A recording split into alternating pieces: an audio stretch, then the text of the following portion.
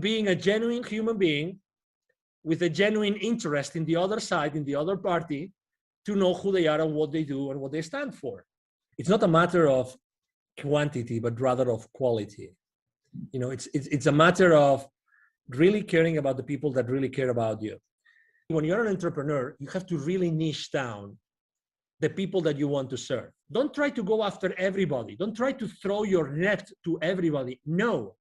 The more precise and specific with your messaging are, the more you're going to attract the people that you really want to serve. And the faster you will be able to make the mistakes that you need to really thrive with your clients and with your customers. Go through that process of making mistakes as fast as possible. That expression of failing forward, I love it. Because, my number one mantra, business mantra, and actually it's been even published in books, is take imperfect action now. The successful people that I'm seeing on LinkedIn, number one, they consider the other person individually as an opportunity to develop a personal relationship. Number two, the LinkedIn profile is not a place where you actually publicize your professional career, but rather a landing page. Number three, I see people starting to understand how to capitalize on their previous experiences with the new experience, with the new venture, the new entrepreneurial journey that they started.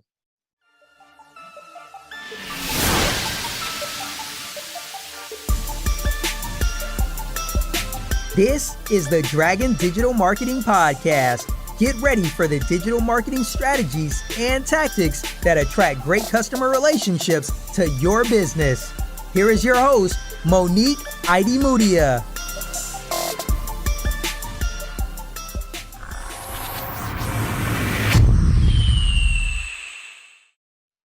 Hi, and welcome everybody to a new episode of the Dragon Digital Marketing Podcast. I'm your host, Monique, and you're listening to episode number 40. And today's episode is all about LinkedIn marketing. LinkedIn is such an important social media platform, and it's really special, and you can't miss out on the opportunity of leveraging LinkedIn for marketing your small business online. And here's why. LinkedIn is not just for B2B, and LinkedIn is a social media platform where people actually expect to receive news and updates from their favorite brands and their favorite businesses because it's a more professional social network, and it's actually been designed with that in mind. So you're not interrupting people with your posts when all they're trying to see is updates from their friends and family like on other social networks. So I'm super excited to talk about this. We're going to cover the topic in depth, and this is probably the only podcast episode that you have to listen to when you want to learn about LinkedIn marketing for your small business. And my special guest who's joining me on today's episode is known as the CEO Confidant. He's an influencer, he's a LinkedIn strategist and LinkedIn expert. Obviously, he's very successful on LinkedIn and an expert on the topic. He's also a TV host, a public speaker, a CEO consultant, board member, and last but not least, a philanthropist. He's a truly amazing person. And I'm so excited to introduce you to Angel Ribo. Hi, Angel. I'm so happy to have you here. How are you doing today? Very well, thank you. Thank you very much for having me, Monique, and thank you everybody who's listening to us today. It's a pleasure to have you. I'm so excited to talk about LinkedIn marketing for small businesses today. So why is it important for small businesses to be on LinkedIn? Well, thank you. Well, it's funny because when I was in corporate America and I left corporate America 5 years ago, I have to say very honestly that I wasn't using LinkedIn at all. But I made it for some reason. I knew that my future audience was going to be on LinkedIn because I've always been a business to business guy. And so I started my, organization, my small company. And I said, I think that, LinkedIn is going to help me. So I started to basically look around and see what people were doing. And my main goal, my number one goal at that time was, okay, so I have had all those many connections internationally with so many people. And also I had already lived in Dallas for 5 years at that time. But I said to myself, let's increase my outreach. Let's have a lot of connection. Let's connect with everybody that has been connected throughout my life. So I started the journey. The first step was literally like going out there, seeing everybody that I already knew, for some reason, I started connecting with them. So that ended up only like having, because not everybody is on LinkedIn at the same time, but I went from a few hundreds to literally probably like 1,500, maybe 2,000 people. And that sounds a lot for people that are starting on LinkedIn, but I said, no. I really want to like start going to the next level. So what about the connections, which are my second level connections, which are connected to my connections? Let's just start. And that really started the journey. So I consistently started to go and, reach out to my second level connections. And obviously, as I was doing it so much and I was using so much time, I said, how can I automate that? Then I started a small like benchmark. I downloaded 3, 4, 5 different tools. I chose one of them and I started using that tool. I learned a lot. I made a lot of mistakes, and I did things that I didn't know that they were written on the terms and conditions of the, the contract with LinkedIn. I got restricted. And obviously I was extremely frustrated because, you don't know what you don't know, right? So you think that you're doing the right things and you're being cautious and everything, but it wasn't really that cautious, apparently. So, I made a lot of mistakes, but obviously those were lessons. And something that actually, one of the mistakes I made besides those, trying to make so many connections that got restricted was, how do I keep those relationships warm? Because a connection that means nothing unless you have a conversation with them. And not everybody's open to, have those conversations, not over. So I decided I'm a very unconventional guy. Let's put it this way. I don't like to do what everybody else is doing. So, I obviously, as anybody else also, after choosing a couple of tools to automate my work, what I did was, okay, so who really knows about marketing with LinkedIn? And I started to download some PDFs, some ebooks, some of, you opt into a particular offer and you get some basic information. I started trying things and I didn't like them. They didn't work for me. So I said, okay, so I'm going to be myself. I'm going to be Angel Ribo, the CEO of Confidant, talking to all these people, and I'm going to use unconventional messages. And I started, basically, I remember one batch of my emails or the connecting emails to my potential connections saying, what has been the most defining moment in your life, right? And I have to say that wasn't very successful, but that allowed me to see who was really open to have very in-depth conversations from a human perspective. Because we tend to think that as LinkedIn is a professional network, everything has to be professional. But that's not the case. In reality, people connect and people do business with people, with human beings. So people do businesses with people that they trust and they think that they can have a personal, the right personal, connection and relationship, probably with the same principles or similar principles, similar values, right? We don't have to be in agreement with everything. So, but it was interesting because a lot of people asked directly, this was the most defining moment in my life. And that means that a lot of people became suddenly vulnerable with me. So I learned one lesson, which is maybe if I am vulnerable, they will be vulnerable as well. So then I started becoming really more raw. And something that people don't actually think about is when we start a conversation over email, it doesn't have even to be LinkedIn. People think that they have to immediately start throwing all your value to them. Like, let's say you and I were both podcasters and we want to have a lot of nice, very successful people, and we start reaching out to them. Hey, I have a podcast and, I'm only starting, but, or maybe I already have like 10,000 people following the podcast and I have 20,000 downloads or maybe only 500 downloads. It doesn't matter. In reality, nobody cares about what you are, or who you are or what you do. In reality, people care about what you can do for them. So that's very important. So, I started the conversation with them at that point as if I was in a face-to-face networking event. So let's say you and I meet for the first time. You're in St. Petersburg, Florida, a wonderful place. And there's a boat trade show in St. Petersburg, which actually it happens a few times a year. And I go there and we meet in a parallel networking event to the show. The first thing we're going to say is probably, hi, Monique, because you will have a badge, right? Hi, Monique, how are you? I'm Angel, I come from Dallas. That will be probably the first conversation, right? Very, very informal conversation. And maybe, we get into a conversation and we get to know each other a little bit and we get to talk about what you do in your life, what I do in my life. And maybe we kind of like each other, so we continue the conversation. And maybe, when you support the small businesses, I can send you a few leads your way. And when, someone wants to go international and wants to expand internationally, maybe you send them my way, and that's how things are being built, from being a genuine human being with a genuine interest in the other side, in the other party, to know who they are and what they do and what they stand for. Would you agree? Absolutely. I absolutely agree. That's the secret to everything. Yeah. Exactly. So, I understand that a lot of people have their recipes and have their swipe files and they have their strategies and everything. And that's great. But, I think that until the moment in which you realize that being yourself fully is that you start thriving, that's the most important epiphany that I would probably recommend every single entrepreneur out there, every single business owner, that they try to shorten this path. Don't be in doubt. I'm sure that maybe in the beginning you don't really know if that's the right service to offer, the right product to sell. I don't know if that's the right way to say it. It doesn't matter.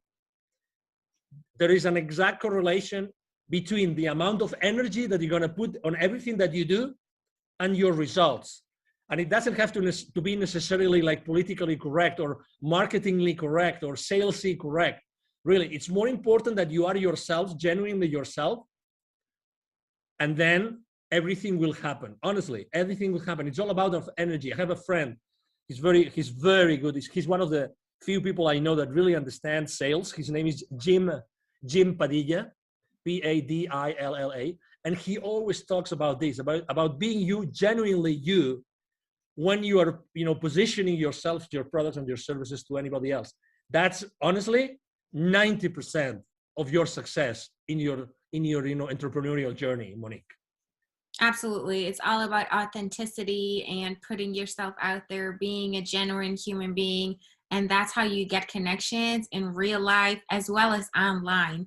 LinkedIn should just be an extension of, the real physical world that we're in, and now we're taking it online, but the same principles apply. If you walk up to a person and you're immediately pitching to them, or even worse, it's an automated outreach message, you can tell at the first sight that it's not real, it's not authentic, it's been generated by a bot, and that just doesn't make you look sympathetic, and people will not want to connect with you and engage in any further conversation with you if you haven't made an effort to learn more about them and build rapport and so on and so forth. So you've touched on a lot of things. You got burned with. Sorry about that, Monique. No, that's a valuable experience to share because it taught you to be authentic and to reach out to people manually, right? And you started with your first degree connections, and then you went to the second degree connections and so on, and just expanded your network and actually reached out to those people. The connection itself doesn't give you anything, but you have to start a conversation, and that's how you do it. That's the strategy. That's the plan of action that you have to map out to be successful on LinkedIn. So absolutely. Would you say that LinkedIn is only for B2B, or can people who are in B2C also leverage LinkedIn for their digital marketing? Oh, definitely. And I'm probably a good example because, for instance, of my 20, right now I have around 27,000 connections. I have a high level of engagement. I typically have an engagement between 6 and 10%, 9 something percent on my posts, which is pretty high.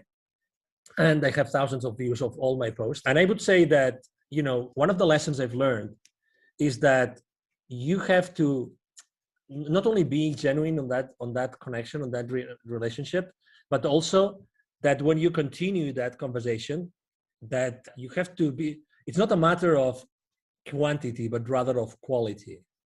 It's a matter of really caring about the people that really care about you. Obviously, we all would like to, right now or tomorrow morning, we get up, we go to LinkedIn, and our last post has 20,000 views, 3,000 comments, and 5,000 reactions. But this is related to the game of influence. I'm going to repeat this, the game of influence. I think that not many people are able to master the game of influence. And there's some theory and there's some practice there. Okay, so I would like to to actually tell you that if you really want to excel on LinkedIn and other places, right now we're talking about on LinkedIn, I think that it's important that you learn how the game of influence really works. And obviously, the media knows this very well, and entertainment knows this very well. But let me tell you, as an entrepreneur, that you're listening to this, to Monique's podcast today. In order to start playing the game of influence, I would like to actually even recommend you an author, because she's written a lot about influence, and she's great about it. The number one rule, and the first rule, not the number one, but the first rule when you want to start playing and gaining more influence for yourself, for your content, for your brand, for your company, is that in order to gain influence, you have to give influence as a first step. You have to give influence. Don't ever consider yourself that you are small. It doesn't matter how many connections you have. It doesn't matter how many people actually engage with your posts. You have a connection. So you have an influence. So start giving influence to the people that have more influence than you, and go and interact with the people that have more influence than you. So that's two different things, right? But make sure that you do this. Look around who in your industry, who in your niche has more influence than you today, say on LinkedIn, right? And go there and try giving them more influence. So interact with them, because this is going to help them. And if they are professional enough in that, they will follow you back and they will start giving you influence back. I've done this literally hundreds of times already in these 5 years. And I can tell you, if you do that, you're going to gain more influence. And how does that relate to your question? Is it only business to business or business to consumer? I have 27,000 connections, 76, almost 70. Actually, now I think it's almost 78% are C-levels. Okay, so are people who have, positions high up in organizations, and most of them are on very large organizations. Okay, very large organizations. So that's why I think that obviously I'm not only, when I'm working with my clients or with my clients' clients, and with both, we all help each other on LinkedIn. When I reach out to these people, I'm not only reaching out to their companies, but I'm also building those those one-to-one relationships with them as a human being. So to your question, absolutely.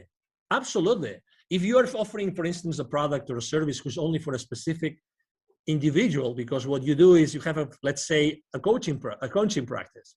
You want to coach someone, or you want to consult someone, you want to, for instance, help corporate executives to get out of the corporate world and set up successfully their venture, their company.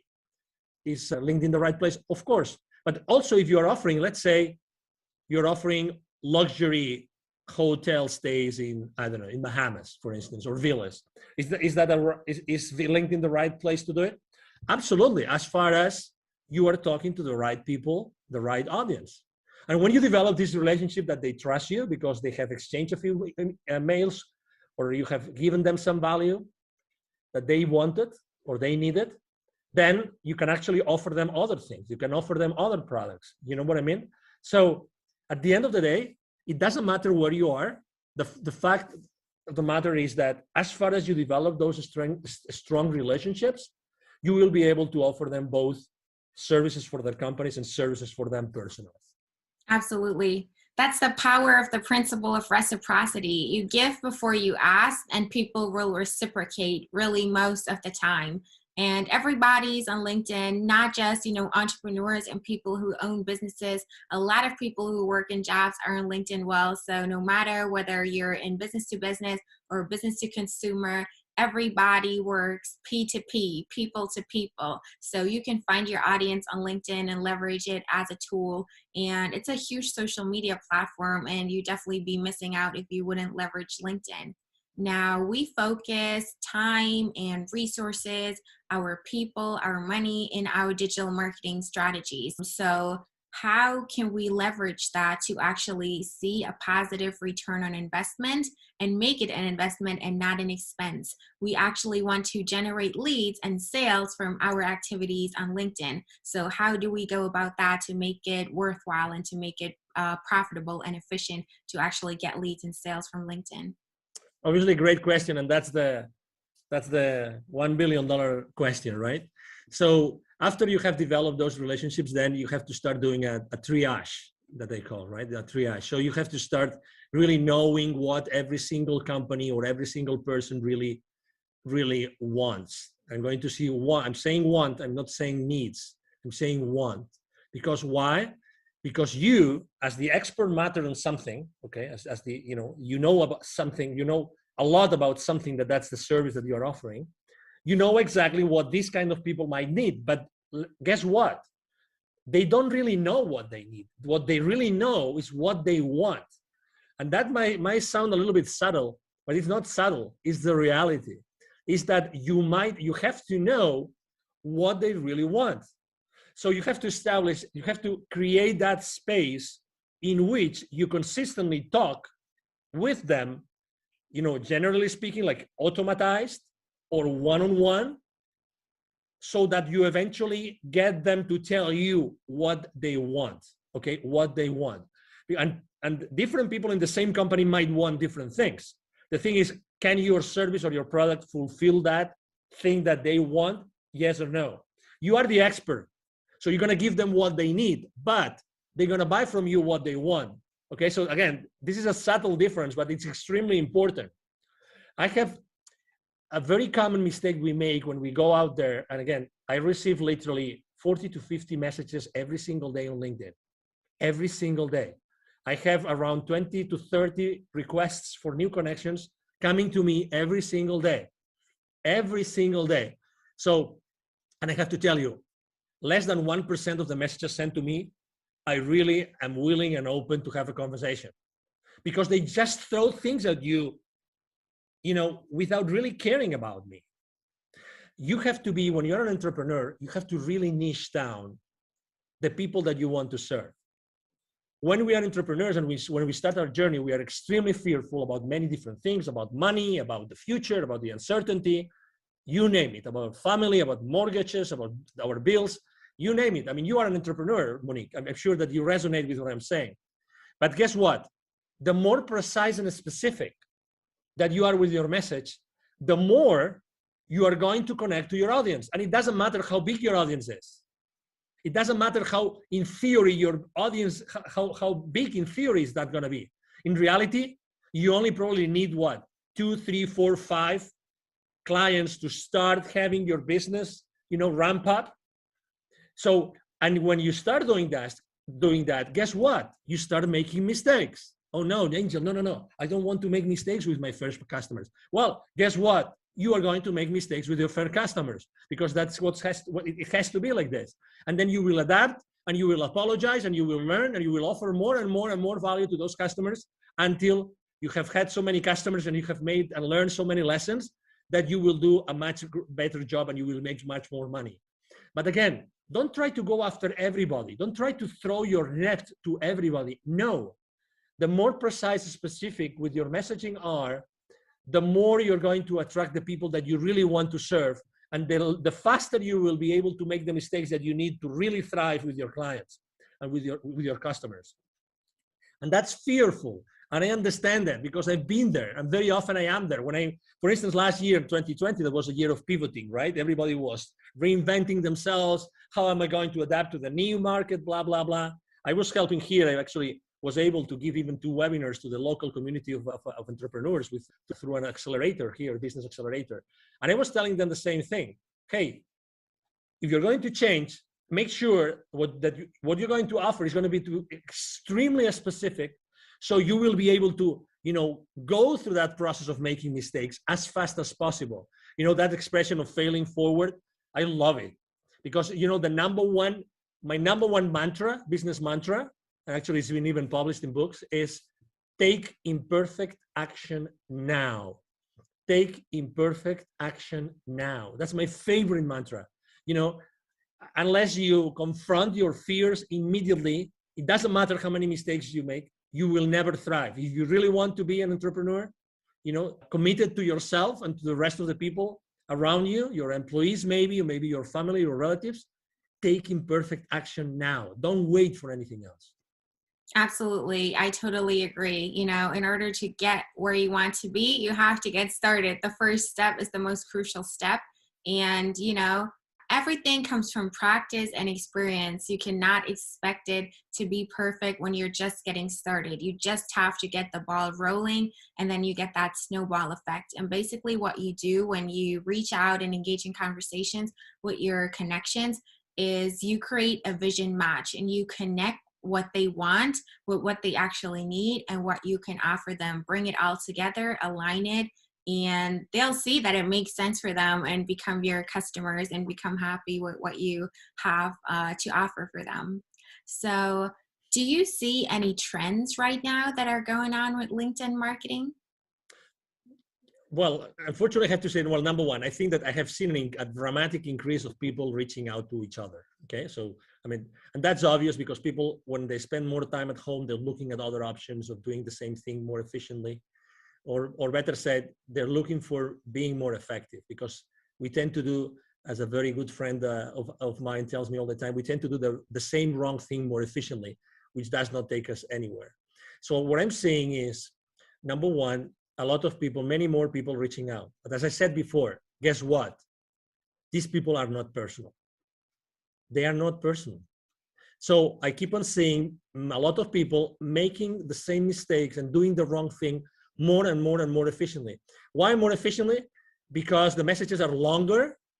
So instead of being one page of verbiage that you really don't care about, now it's 3, 4, 5 pages. Literally, I mean, I really don't understand how this is possible. But anyway, so the successful people that I'm seeing on LinkedIn, number one, they consider the other person individually as an opportunity to develop a personal relationship. As it sounds, okay? As it sounds maybe too raw, but this is it. Number two, the LinkedIn profile is not a place where you actually publicize your professional career, but rather a landing page. And there's many people saying that out there, and I couldn't agree more. A landing page, okay? A landing page. So that means that what you show there is actually you are showcasing your products and services. So again, think in terms, when you're designing your page, your profile, think in terms of this that I just said, okay? I mean, I do this not only for my profile, I do this for my clients because, again, you don't want to show your clients, you know, how many years you work for X, Y, or Z. You can always do that afterwards. You really want to show them what you are about. You want to show them real testimonials of people that you helped before. Now, number three, I see people, obviously, there's a lot of people going out of the corporate world. I see them starting to understand how to capitalize on their previous experiences with the new experience, with the new venture, the new entrepreneurial journey that they started. And I would like to tell the already existing entrepreneurs who are already on LinkedIn, even if they're already active, to go back and rethink this, okay? So you still have an opportunity to go, because you obviously started somewhere, right? You for sure have an experience of some sort on some company, medium size, small size, large size, it doesn't matter. Go back to that experience and think about how can you change your presence on your profile so that becomes a beacon so that everybody sees this amazing testimonial, this amazing experience that talks to the audience that you want to serve.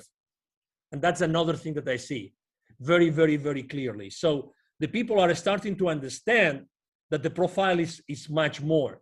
And probably the last trend that I would say that I'm seeing more and more often is that people are obviously reaching out to experts on the matter. Let's say they're not taking risks. So they want to go to someone that has already been successful with LinkedIn, that has already been able to make the mistakes so that they avoid making the mistakes. If someone gets restricted on their profile right now, very honestly, and there's thousands of them every single day, is because you want. Because I already warned you. I made the mistake. So why would you make the mistakes if I'm telling you what mistakes not to make? You know what I'm trying to say? One of the main mistakes I made, I don't know about you, Monique, when I started my journey, I didn't ask for help. And that was a big mistake because the most precious resource that we have in our lives is exactly that, time. It's time. I wish I had invested more in other people helping me when I started my journey, because they would position my business into a place in which I would probably have saved 6 months, 12 months of time. And time is the most scarce resource. The only scarce resource actually we have is time. And I would encourage everybody of you listening to us today to please consider investing in people that have already been there, that have already taken that journey, so you are able to learn all those lessons and really don't waste so many months or even years in your life trying to do the same wrong thing more efficiently, but rather being more effective. We need to be more effective, Monique. Yes, I absolutely agree. All of those people who are reaching out with those annoying, unpersonalized, automated messages, they're not really your competition. Everybody ignores them. Everybody's just annoyed by it. They're not taken seriously. And, nobody is willing to give them a chance and do business with them because they've messed up the first impression. That's number one. Then I love your analogy to your profile not being, a CV, but it's your landing page. So you can really showcase yourself there and use that as a tool. And what do you think about creating content as well, posting on LinkedIn and really leveraging all of the features that the platform has to offer? Exactly. Well, obviously you're preaching to the choir here, and you know that, as I said before, I post every single day. About content creation, obviously I'm a big believer, and I think that, I learned many lessons in there, and I would love to share them with your audience, obviously. Number one, you have to be persistent, okay? So I have to say that I wasn't persistent before, and I wasn't creating before I wasn't persistent, and I was just sharing someone else's content. You can do that, and it's not bad, and you are helping someone else. And it's okay, but it was until I started, and I have been right now probably posting every single day for the last literally 10 months, probably right now, every single day. And I'm posting, I would say, three types of, or two types of content, just to simplify, to make things easy for people. Number one, I post about my business and about my clients' businesses. Okay, actually, I myself, I use my profile, I use my influence, so I actually help my clients with my exposure. So I expose their content, their videos, their interviews with my audience. I mean, that's what influencers do, right? We use our influence to favor the business of someone else, and that's something I do. So then I have a first type of content, which is my own content and my clients' content, and that is typically 3 times a week, 3 days a week. Okay, and then. So I post typically once a day. And then the rest of the days, it's really related to something personal that happened to me, or something personal that I see happening to others very much, and I think that interests them, or something which is related to a specific date. So it's Nelson Mandela Day, or it's St. Valentine's Day, and then I post something about it.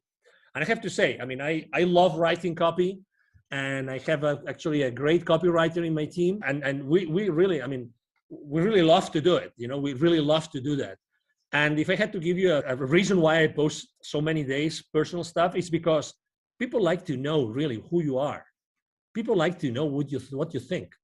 And I'm not very controversial, because on my posts, not because I don't want to be controversial, it's because who I am. I'm not controversial. I mean, I've always been that guy. I come from a Catholic family in Spain, and Spain is a very Catholic country, and I always was trying to be in the middle and try to be the moderator in fights, this kind of thing. That's who I am, right? So last year, for instance, I can tell you that I posted a lot about building bridges. Everybody was burning bridges. Everybody was here or there, and you are in Florida. So, I mean, I think, as you know, Florida is also a very polarized state, right? And Texas was also very polarized last year before the election here in the US. You know what I'm talking about. So I did not post about politics, not one time, actually not one time in my life, just because I think that we human beings, we need to discuss other stuff. I'm not here to discuss about politics, but I know that people were feeling that they were losing some friends to discussions, to fights, to arguments. People were feeling they were losing some. I mean, who hasn't unfortunately lost some friends or even some relatives to some insane arguments that inside of you that weren't the right thing to do, but it's done, and I can cope with this kind of arguments, blah blah blah, whatever that is. That's why I posted so often about building bridges. And the other thing I actually posted a lot last year, just as an anecdote, was give me a break. I really posted many times about, those days that you woke up and maybe you listened to the news, you made the mistake of listening to the news, and then the news, guess what? Boom! It was like a download of, oh no, I'm depressed for the rest of the day. So I know that people needed a break, and people needed to actually listen, that someone was listening to them, that really we all need a break. Maybe we cannot go anywhere now because there's restrictions traveling or whatever. Maybe we can just go to the neighborhood. We could just go to the county next to us and do something different for a day. We can just stay at that other hotel. You live in St. Petersburg, maybe you don't need to go to the beach, but you like to go to the other side of the peninsula, and it is what it is, just for a change, just to change your mind and put yourself in a different mood, in a different emotion. So I think that it's very important for your audience to know who you are as a person, and also obviously to post about your business, because you want to do business at the end of the day. Yes, it has to be well balanced, that's for sure. Exactly. So what do you think about influencer marketing on LinkedIn? How is it working with influencers on LinkedIn? It's certainly very different from the, stereotype of an influencer who's doing beauty, makeup, or travel or whatever, and they're calling themselves influencers. It's different on LinkedIn, right? Yeah, it's different because obviously, the services that we offer and what we do is really tailored for that kind of audience. But you said it very well. Actually, there's actually, I'm right now in conversations with several luxury brands because they know that they can reach out to thousands and thousands of C-levels that obviously are the target market for their products, right? So yes, it's different. So I would say you have to be extremely professional with what you do. There's no, what's the name? I don't know the name in English for that word. So it's just coming in Spanish to me, but you have to be extremely consistent, coherent. That's the word, coherent with what you are putting out there, right? If you are a coherent, you're a serious business person, it's the same thing when you're using your influence for other brands. And actually you have to be even more coherent with that seriousness, with that, that principles and those values that are behind your brand, in my case, the CEO of Confidant brand. And you have to be extremely respectful with all your audience. So I don't really see a lot of people using it. And for instance, I'm using it because I already told you I use my influence. So I am an influencer on LinkedIn. But something that I do, and I don't see anybody doing either, is that I go an extra mile, which is I literally generate really hundreds of leads, because when my connections reach out to me for that particular offer from that particular client that I'm helping with my influence, when they reach out to me, they engage with me. Many of them say, "Wow, that's interesting. Thank you very much for sharing this with me." This starts a conversation. This is starting a conversation. So eventually that becomes a deal for my company. So I think that my way of seeing influencer marketing on LinkedIn is not only marketing itself, but also sales. For me, it's generating leads. And if you are not generating specific leads, and I'm able to drill down really to like the name and the number of employees of that company and the position of that person, that's the beauty of LinkedIn. I think that I'm missing my word with my clients. And I'm all about offering more value than the value that they expect. So, and that's why, again, for me, I see LinkedIn more like extremely professional, but generating not only influence and presence and clicks on links, but also engaging. And that's beautiful. That's excellent. And I like to do that. Yes, absolutely. I agree. Influencers on LinkedIn are just people who literally have influence. It's about the know, like, and trust factor. It's about having an image that you keep up consistently. You don't deviate from it. Talk about controversial things like family, beliefs, religion, race, politics, things like that. Those can get you into trouble, and it's kind of tricky to navigate through that. You want to stay consistent to the values that you have and practice what you preach. The influencers on LinkedIn are just people who know the right people and are known by the right people. So it's not just random, people who post pretty pictures that inspire others, and that's what makes them influencers. It's not like that on LinkedIn. It's a lot more professional. So you have to find those people, reach out to them. The analytics that you get are just amazing. You can drill people down by industry, by position, levels of experience, and so on and so forth to find your right audience and then reach out and connect with the right people on LinkedIn. Yeah, exactly. It's a different game. And it's easy to your point and to your questions, Monique, it's easy to get overwhelmed on LinkedIn. So I would suggest, obviously, you have to build your own system. You need to build a system of systems, right? A system that has different pieces so that all together you keep your sanity, number one, and you generate business for yourself and for your clients. I think that's very, very important. Exactly. What do you think about LinkedIn events? I think that they have to, it's obviously it's a good, let's say any excuse to engage with your audience is good. I am still on the fence about it because it's still not, I think people are not using it to the full extent. So when you are trying to actually opt in for an event, there's so many steps that you have to do manually.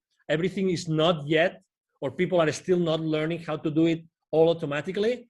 So eventually you end up doing a lot of stuff, a lot of clicks and searches and online things to actually find the event. That's my only criticism to event. Are they good? Of course. I mean, at the end of the day, what LinkedIn wants is that you stay with them for as long as possible. That's what they want, that you are there with them for a lot of time so they can expose you to the advertisements of their clients. I mean, I get that. But I think that there should be something else, some more value in there, so that it was really a place where people meet. And right now I have felt when I'm signing up with events that the system is a little bit broken. That's my experience. Okay, I mean, with all due respect, and this is just positive feedback about the system. The idea is great, but I think that the implementation is not there yet. Yeah, so you don't necessarily need events. You can generate leads just through reaching out to people, messaging them, posting content, and engaging with other people's content as well. Yeah, LinkedIn doesn't really give you a good opportunity to export those leads and, automatically, reach out to them if they've attended your event. It's more like, promoting events that most of the time take place off platform anyways. So they could do some improvement on that for sure. But it's a handy tool and it's definitely worth looking into if you want to leverage LinkedIn to the fullest. I would definitely use, exactly to your point, I would definitely use LinkedIn actually to drive traffic to an outside of LinkedIn event. Mm-hmm. Because at the end of the day, the platform that LinkedIn offers you is like an event scheduling platform. It's not a platform where the event is going to take place so that everybody knows what it is about, right? So you will eventually have to have an external platform to conduct the webinar or the event, whatever the event it is. But again, you can still use LinkedIn to drive that traffic. And obviously, in order to measure your traffic on your profile, it's very easy. You see how many people have actually viewed your profile, and you see this when you go to your main page of your profile, you see that traffic. So as you know, unless you measure something, you don't know if you're really managing it. So I would ask you to track that down continuously, like on a weekly basis. So LinkedIn tells you for the last 90 days, how many people has viewed your profiles. So that's one thing that you should keep into account. Another one is for the posts, how many people actually views your posts. And the third one is how many times you have been on a search. And that means the job search tool inside LinkedIn.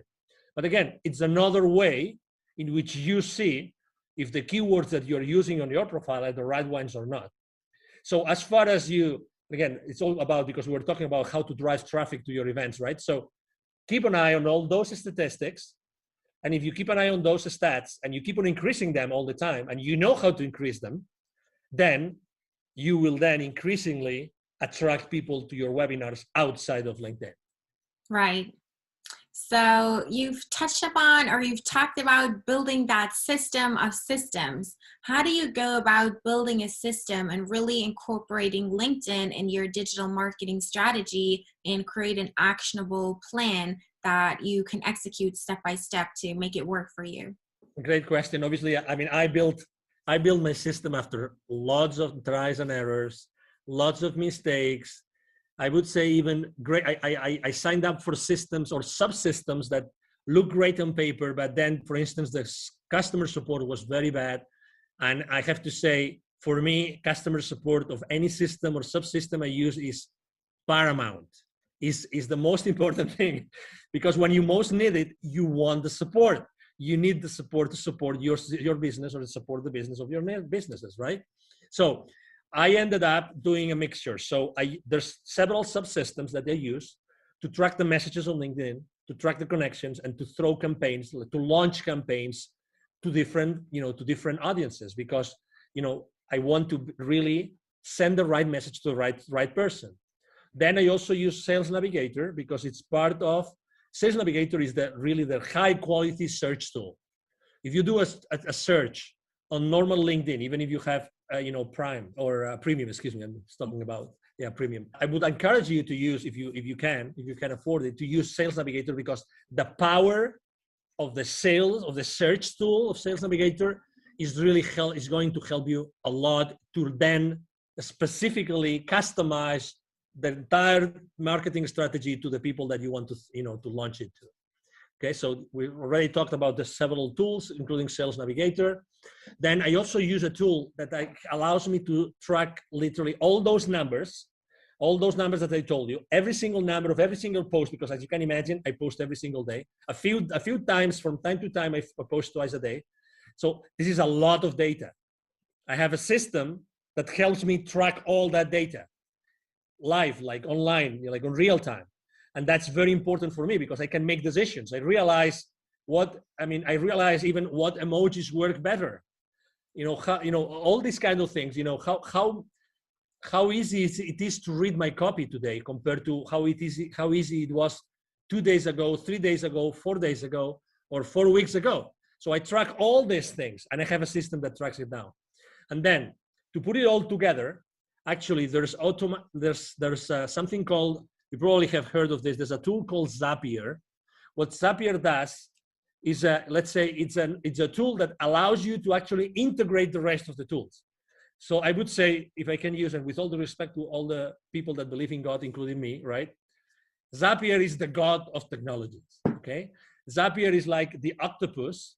If you've seen that precious movie, My Octopus Teacher, which I recommend to everybody, by the way. So it's like the God, which is in the middle, that helps you integrate the rest of the tools. So I put Zapier in the middle, which is really easy to use. And it helps you manage different triggers of different events happening in different places. You can actually integrate email into that. And I have actually also, and that's the last part of my system, I have built actually spreadsheets on Google Sheets, fully integrated with the rest of the system, so that I have a dashboard. Okay, so here you are. I have a dashboard that has all my leads, all the leads generated on LinkedIn, all the leads, all the emails that I'm sending through my email system. And all those systems are integrated onto a dashboard that I have had designed on a spreadsheet. So this is my entire system, right? It sounds complicated, because I have tried to explain it to you the way that I was little by little integrating the different subsystems, but right now, works flawlessly. And what I'm doing I have someone in my team that has helped me build the systems for me and for my clients. So right now it's like duplicating the same system, so it works for other people. That's the beauty of it. Again, it was what I was saying before. I mean, it would take for you many months just to do a benchmark of the different technologies and subsystems. When you have a system that already works, how much is it? How much is for you? How much is 3 months of your life worth for you? How much of not having to pay more bills? Add up the bills that you have to pay. Add up your cars, your mortgages, the utilities, the clubs, add all those up, multiply it 3 times, or maybe 6 times. How much is that for you? If you could start generating revenue in 30 days or in 60 days, that's why I always talk about the same thing as I said before, taking perfect action now, but get help. Be the solution. Don't be the problem. Don't keep on working on the problem. Work on the solution today. Yes, I think that leveraging marketing automation and taking advantage of all of those tools to facilitate the processes for you is a smart thing to do. And everything has to be integrated nowadays. you can't, invest your time in doing repetitive things manually over and over again to create the spreadsheets and everything yourself. And you want to leverage tools for that. And Zapier is a great tool. I use it myself. I can definitely recommend it. Sales Navigator, I'll link the tool recommendations that you gave us in the description as well. What tool do you use to track your activity live, and what helps you figure out which emojis work best for your social media management? Yes, there's a tool called Shield App. Again, I'm doing some, I'm doing some referral marketing, affiliate marketing today, but it's okay. I mean, I'm not making money with any of those, by the way, so that you know. But if you would like me to share the links to those technologies, I can do that, Monique. If you want me to do it, I will be more than happy to do it. But I use, actually, it's developed by some European high-tech team. Great support, great technology. It gives you great information. It's called Shield, like windshield, but Shield only app. Again, great technology. When I saw it, I said, "Oh my God!" I used to use a spreadsheet, and I'm kind of I used to be a control freak, but now I am micromanagement with myself freak, because I really want to know how to improve things. I want to make small improvements little by little, but I need data. So I was collecting manually every single thing. So I had a spreadsheet, post, date, blah, blah, blah, hour of the day I had posted, blah, blah, blah, all of those things in the spreadsheet. When I saw that system, I said, "Oh my God, you have heard my prayers. Thank you very much for exposing me." And I have to tell you, I'm all the time looking for new technologies, all the time, Monique, all the time. Even if I'm super happy about Shield App and Zapier and all those technologies I'm using, I have to tell you, I'm always looking out there, because right now there's so many disruptive technologies. There are so many, Monique, that, I mean, there can be right now out there some technology that probably can do something for you that you don't know, you can't even imagine, using machine learning, using artificial intelligence. Oh my God, that could probably save you 2 months of marketing, 3 months of marketing, or 6 months of prospecting, of cold prospecting. Oh my God, what does that mean to your business? Again, we entrepreneurs, I think that we're very conscious about all the bills we pay every month, right? So every month we pay those bills, and those are so much, and how much money I have to generate every month to break even, or obviously to make money so I can save up for a new car, for a new vacation, for a new experience, or for having this wonderful present I want to give our parents, right? I mean, who doesn't want to give a better life to their parents, Monique?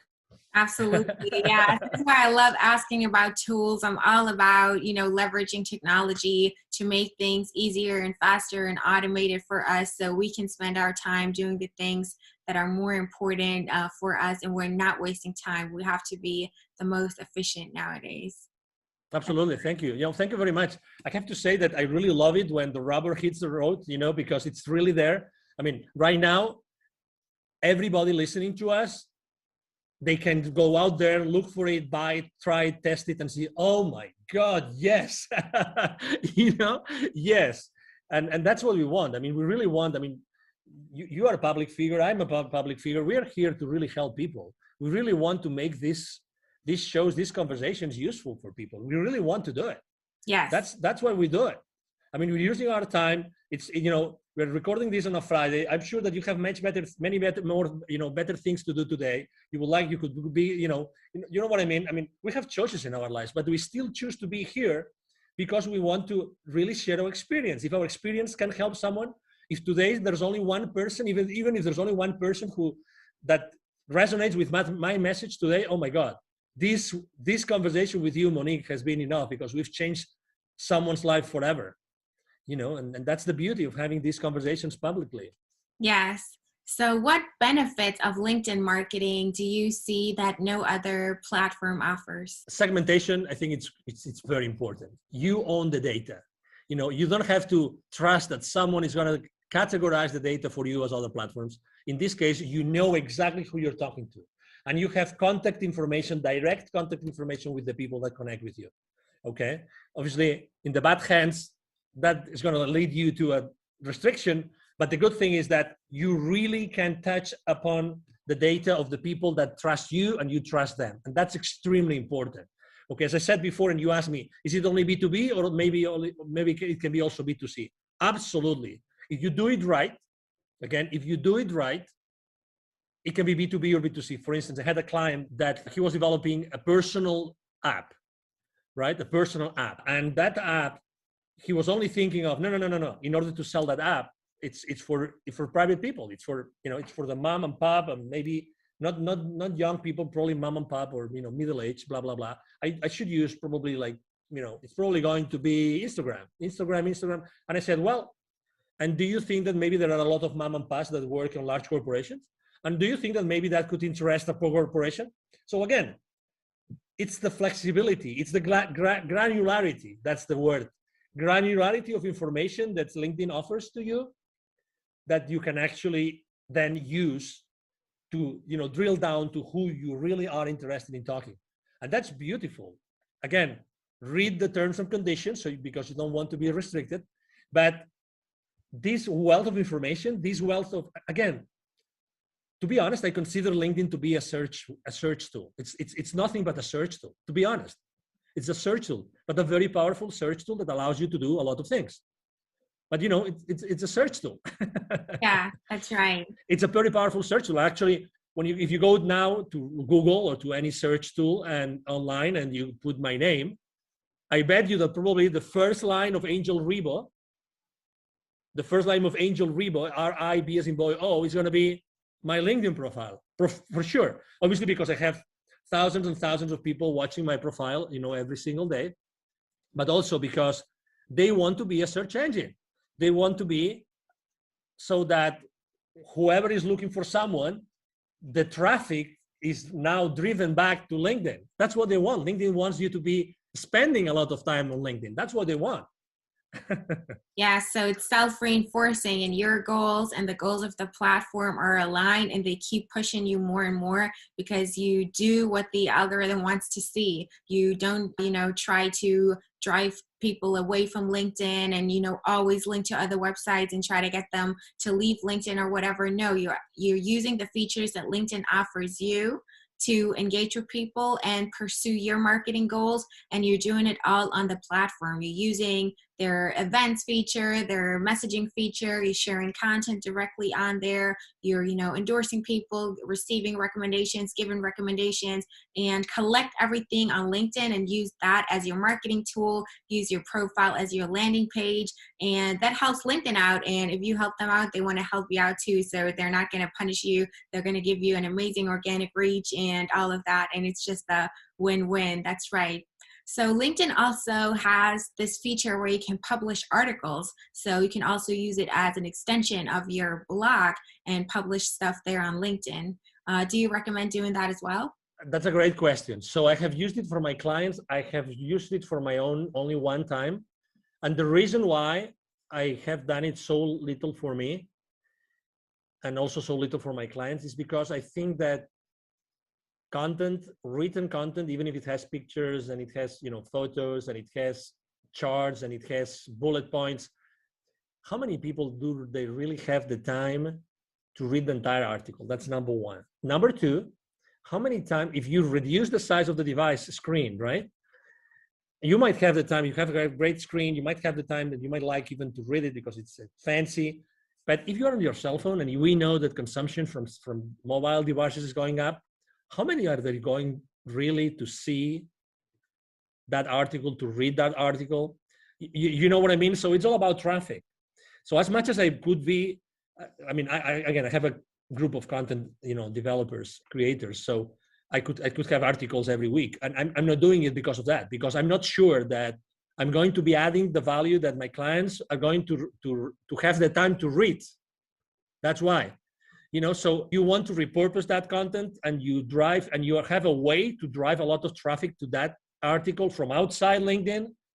Maybe that would make sense because, again, LinkedIn is their place for corporate and professionals and B2B and B2C, blah. That I understand, but to be honest, internally, not sure. Yeah, so it's better to post directly in the feed, post images and text there. You can post PDFs. It makes your content more easily consumable at a glance while people are scrolling through their feed, and they don't have to take the time even to actually read an article. That would actually be the smarter thing to do that you also recommend. That's good to know. Absolutely. I mean, people may have different opinions, but I'd rather probably write an article at, I don't know, at Thrive Global, Ariana Huffington's online publication than doing it on LinkedIn. I mean, as much as obviously, I mean, as you probably can imagine, I spend hours every day on LinkedIn, literally hours. Yeah, so you would know. I think it also depends on your niche. For a minority of people who are in the copywriting niche, or I don't know, poetry, whatever, when it's all about writing and they know their audience likes to read, they only want to read, and they it's really all about text, then of course you can leverage that. And it's great that LinkedIn offers that feature, because you can showcase your work and share it with the audience without having to, drive people off the platform. So you can use that. But in general, it might be more beneficial for you. I mean, you have to test it out. There's no one size fits all answer to anything in this world, but in general, it gets more traction when you post in your feed. Because if you publish that article, you write it, you publish it on LinkedIn, then when you share it, all that people see is a preview. They see like the header image, a title, and like a small description of the preview. So they still have to click and they have to leave their feed to even be able to read that article. So it might be, easier to get the message across right there in the feed when they can see it right then and there. Yeah, exactly. And you cannot manage what you don't measure. So look at the numbers. I mean, you have your own audience. Look at the numbers. Look if you're grabbing the attention of the LinkedIn editors. That's another option. Obviously, see how much attraction you get with your articles. Yeah. I as I said before, I'm not a very conventional guy. So I like to try everything that I'm being told. You cannot do that. Okay, let's try what happens. Again, within a framework of, principles and consistency with my brand and everything. Yes, that's important though. Test. Oh, totally. Yeah, really. Don't be afraid. Again, at the end of the day, if you are, I always tell the same story. If you're afraid of trying something on LinkedIn or any other social media platform, if you're afraid, ask yourself the following question. Are the potential viewers of that post that might not like it, are they going to pay for your bills this month? Are they going to pay for your bills this month? You tell me. So why do you care about people that don't like what you're writing? I remember one day, the first video I've ever done myself online, it was on Facebook. Okay, that was 5 years ago, a few months after I left corporate America. And I was in panic. I mean, I right now I can do any interview, but I was in panic. I was so in panic that actually, as soon as I clicked like stop broadcasting live on Facebook, I started crying because the pressure, when the pressure is so high that the only thing you can do is like get all this pressure, the stress, anxiety away. I started crying. I don't mind saying it. And then I actually did something even worse, which is I sent to all my email list a link to the video. Guess what? There was a guy that responded to me. I have this email somewhere. I should frame this email. This is the most stupid video I've ever seen. Can you imagine? Like in that video, I was basically like getting naked, not physically, but this is why I decided to start my own company, and this is why I decided to start my nonprofit. So when you're explaining the reasons, and there's no reason why, you just want to like make peace with yourself, so everybody knows what you're doing. This kind of video, and this person told me in writing, this is the most stupid video I've ever seen. Don't send me any other email again. Obviously, I said, wow.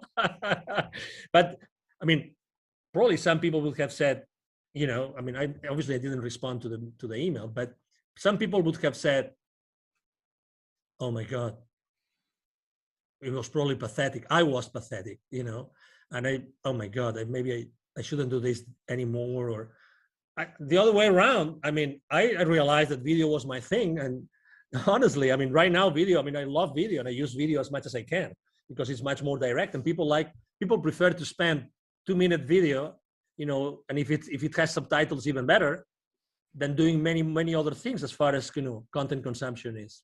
Yes, so, don't listen to the haters. They're just jealous. They're, trapped in the rat race themselves and unhappy with their life and their corporate job. and they just can't be happy for you that you got out and started your thing, and you have the courage to make a video and share your emotional experience and Exactly. your reasons there, and just want to hate a troll. Yeah, always keep that in mind. Don't let it paralyze you or make you doubt yourself. Just ignore it. It's the best thing you can do. Yeah, exactly. And when someone said, I don't remember which of these online very famous marketeers, I went to their conference, and they said, when you see the number of haters increasing, it means that you probably are doing something right. Exactly.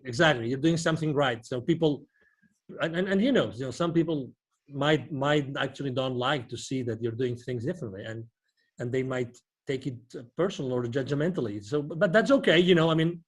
It's okay. You don't have to please everybody. You're here to help the people that want to be helped, and not everybody wants to be helped, and that's okay. That's why I said, niche down, be consistent with the same message with the same people. Yeah. Are there any LinkedIn marketing tips or best practices that you haven't shared yet and you definitely still want to share in this episode? Well, make sure that you use a lot of your keywords. You use a lot of keywords in your positions, your experience positions, and your about section. To be honest, the about section is not as important as people think it is, because it's always hiding. So people don't even go there and click.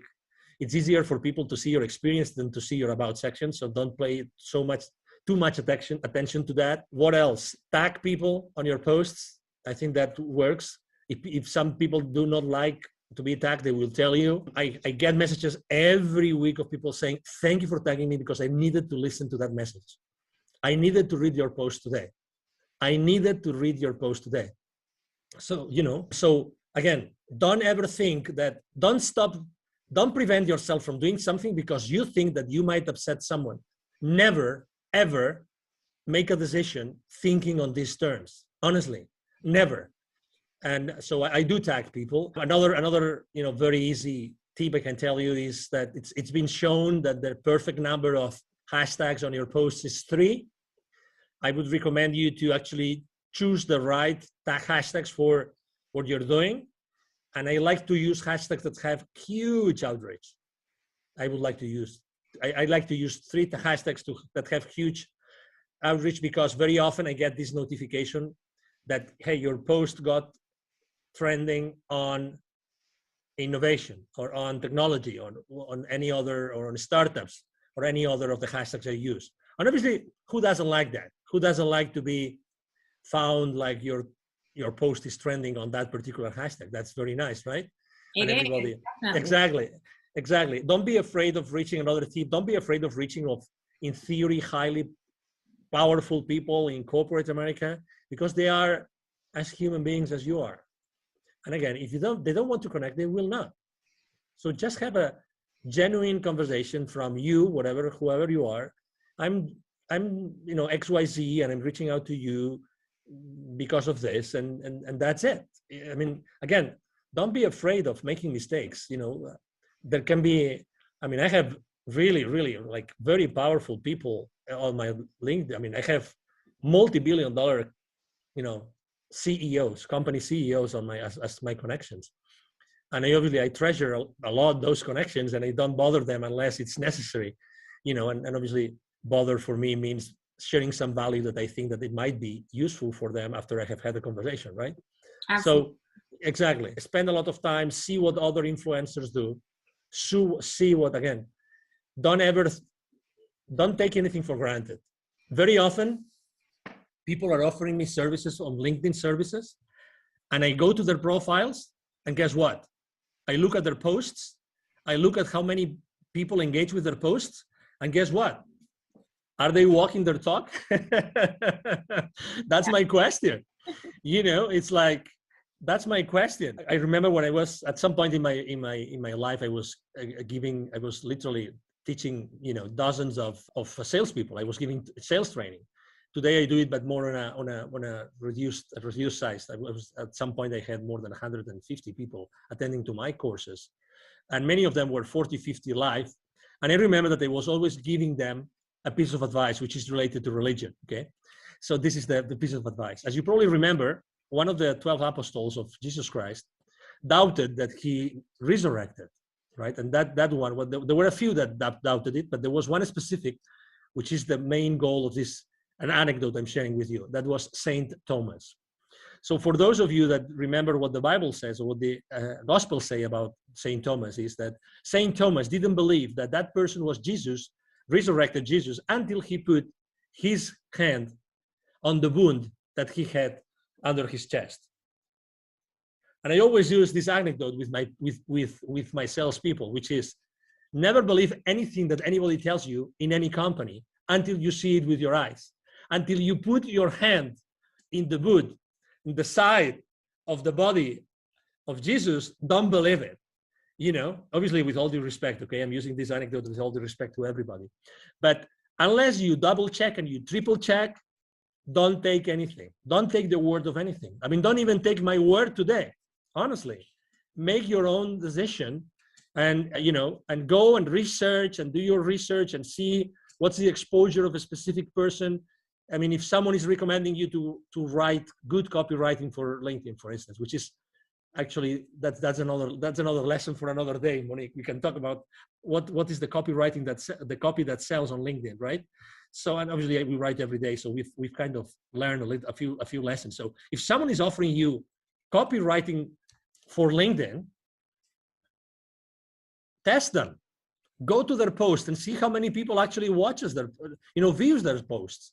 Honestly, and how much content do they have? How can they tell you that their content is good if they cannot tell you, they cannot show you that they have written, I don't know. Right now we probably have 200, 300 different posts of our own created, content. So don't take anything for granted, really.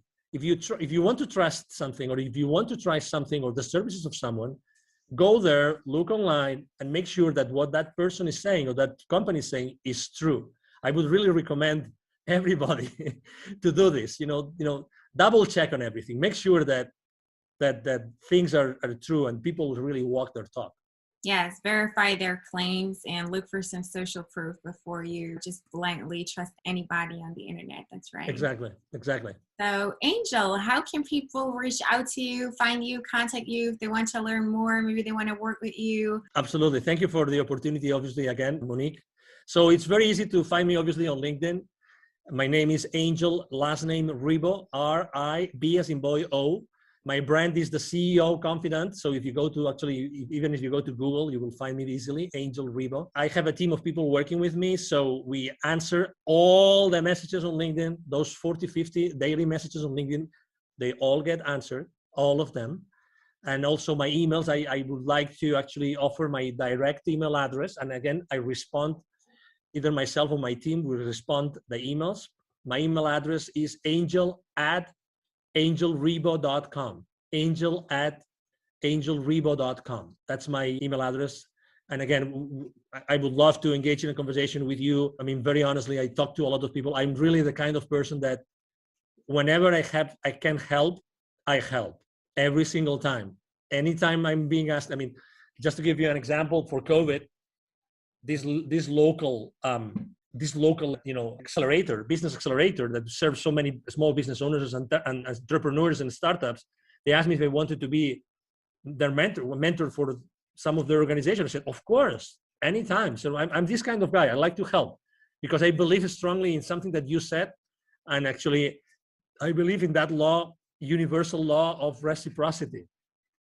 I mean, it is what it is. We cannot fake it. We can't change the laws of the universe. It's the law of reciprocity. The more you do, the more you receive. So I really strongly believe in that. And you can test me anytime. You can test my claim anytime, reaching out to me directly. And again, as I said before, thank you very much, Monique, and thank you very much to the audience listening to us today. You're welcome. It's been my pleasure to have you here. You shared so many valuable tips. It's amazing. Highly appreciate it. And I think it's a great interview. Thank you so much. Absolutely. Thank you very much, Monique.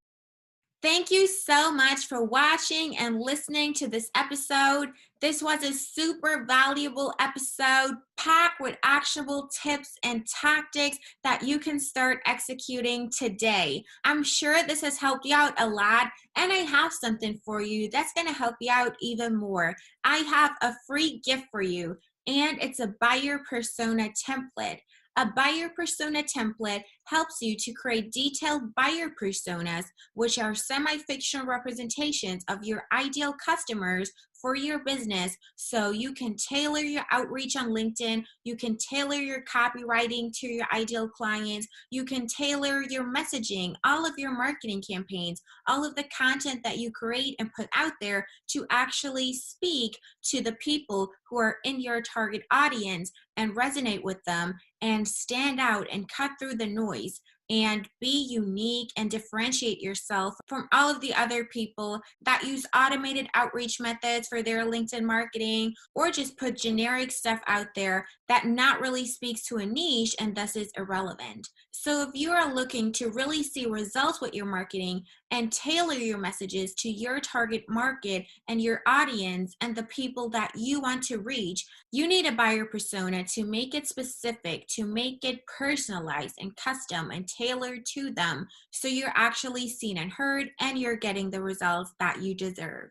So make sure you grab my buyer persona template. It's a free download, free of charge. You don't have to pay anything. Just go to the website. That's dragon-digital-marketing.com. The link is also in the episode description. Make sure you check it out. And there you can also find the show notes to this episode, where I always put all of the links for the resources, tool recommendations that Angel gave us during this episode, and also the links to his and my LinkedIn profile. Make sure to follow the both of us, because we share valuable content there every day, and that's going to help you out even more. So as you can see, we got you covered. I hope that you really liked this episode, and thanks again for watching and listening. I really appreciate it, and I appreciate your engagement in the community. And as always, if you need help with your digital marketing, reach out to our agency, Dragon Digital Marketing. We're happy to help you out.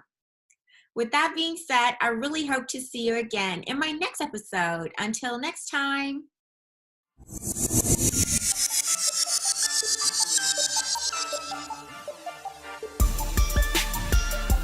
Thank you for joining us for this episode of the Dragon Digital Marketing Podcast. You can visit us at dragon-digital-marketing.com for more resources and for more episodes. Let us know how you like the show and write us a review. We are grateful when you like, share, and subscribe. We appreciate you.